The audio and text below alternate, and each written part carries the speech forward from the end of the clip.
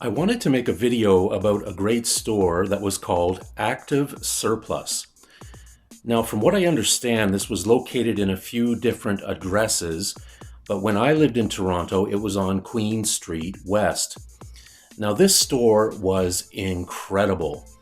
If you are like me and you love both old tech and thrift shopping, this was a cool combination of both.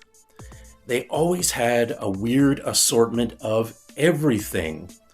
Old computers, radios, medical supplies, components, parts, tools, circuit boards, dental equipment, mannequin heads, cables, and more weird and wonderful stuff.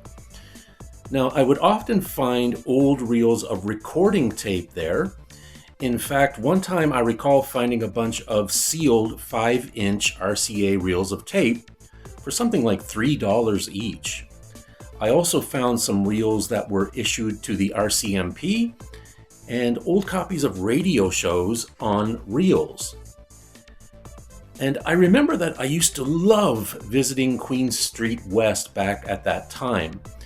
I lived in Toronto twice, in 1993 and again in the year 2000.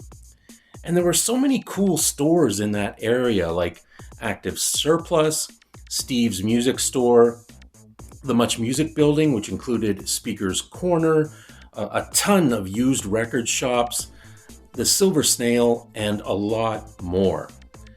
Now, the mascot of Active Surplus was a gorilla named Professor Bananas, who always stood at the entryway, so you always knew, you could always spot the store very easily. You just look for the gorilla, and that's where it was.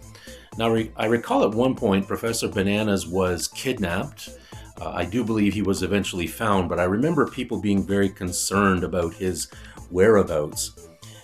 Eventually, the store shut down for good in 2015. And what I really loved about this store was its wildly eclectic vibe. They honestly had a bit of everything, with tons of weird, antiquated technology. Imagine a cross between Radio Shack and Goodwill. That's really the best way I can describe it.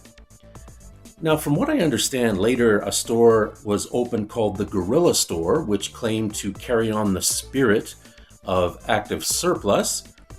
And somebody from Active Surplus was once quoted as saying, "We pride ourselves on being a museum, workshop, garage sale, and hardware store." I couldn't have said it any better myself. And you know, I feel really lucky to have experienced the classic Toronto. The Toronto that included Sam the Record Man, Honest Ed's, the world's biggest bookstore, Peter Dunn's Vinyl Museum, and Active Surplus, and so much more. I really wish it was still there. Thank you for watching. Hope you can join us again next time. Feel free to leave a comment, give us a thumbs up.